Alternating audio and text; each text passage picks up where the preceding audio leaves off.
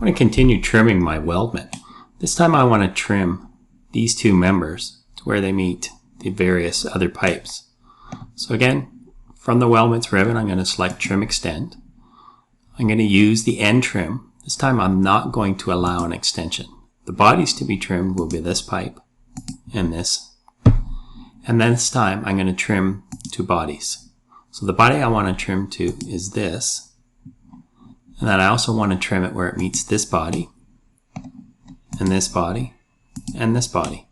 So I'll be trimming this corner out in this corner and this corner.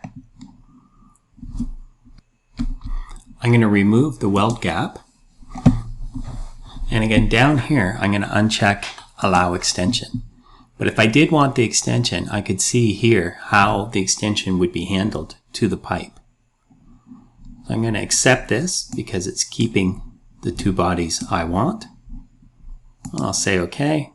And now these members are properly trimmed and no longer interfere with the remaining members.